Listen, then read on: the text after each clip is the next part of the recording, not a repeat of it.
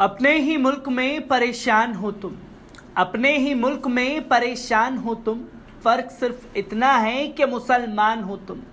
आदाब, नमस्कार, अस्सलाम वालेकुम नाज़रीन। पल पल न्यूज़ के न्यूज़ रूम से मैं हूं आपके साथ नदीम अकरम।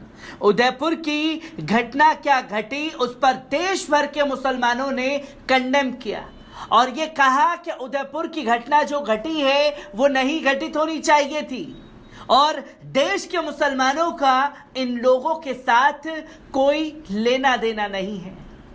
और जिनसे तार जुड़े वो तार जब सामने आए तो तमाम लोग खामोश बैठ गए।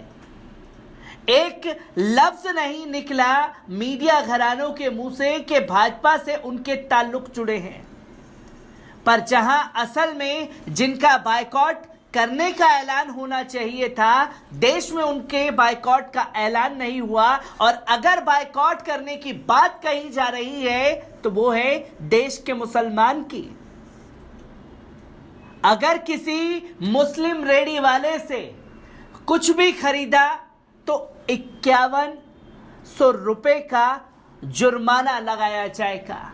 ये तस्वीर कहीं और से नहीं बल्कि देश से ही सामने आ रही है।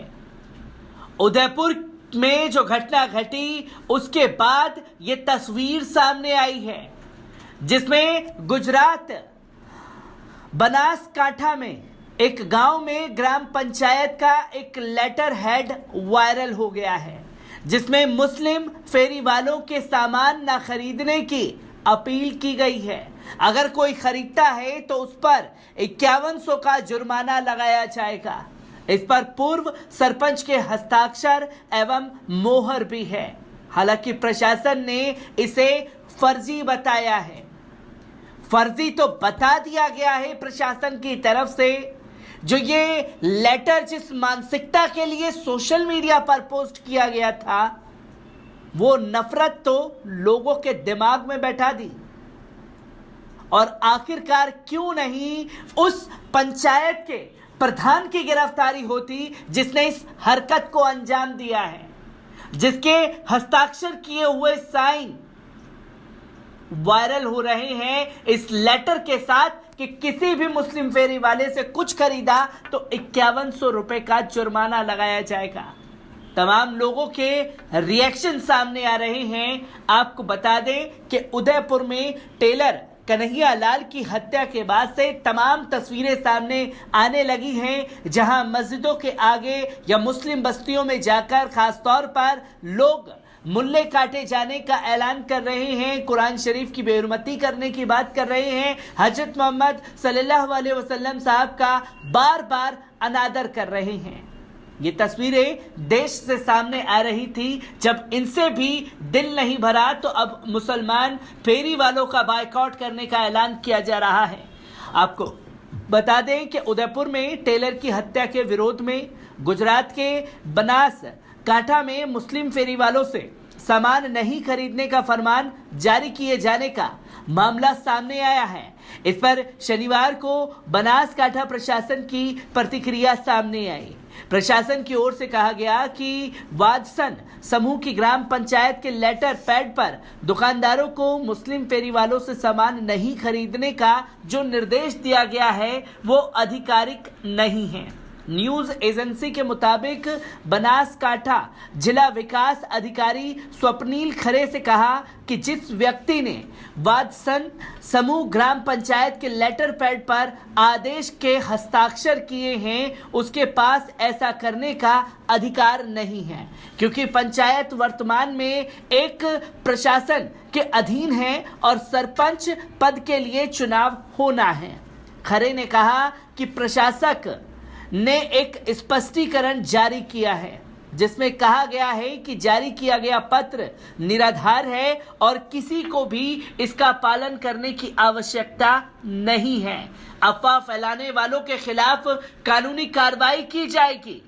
30 जून को लेटर पैड में कहा गया कि वादसन गांव के दुकानदारों को उदयपुर में टेलर की हत्या के मद्देनजर मुस्लिम समुदाय के फेरी वालों से सामान खरीदना नहीं चाहिए। इस पर पूर्व सरपंच माफीबेन पटेल के हस्ताक्षर और मोहर हैं। सोशल मीडिया पर तेजी से वायरल होने के बाद स्थानीय प्रशासन ने संज्ञान में आए पत्र में कहा है कि अगर कोई दुकानदार मुस्लिम व्यापारियों से सामान लेते हुए देखा गया, उस पर 5100 रुपए का जुर्माना लगाया जाएगा और वो पैसा योगदान गौशाला को दिया जाएगा।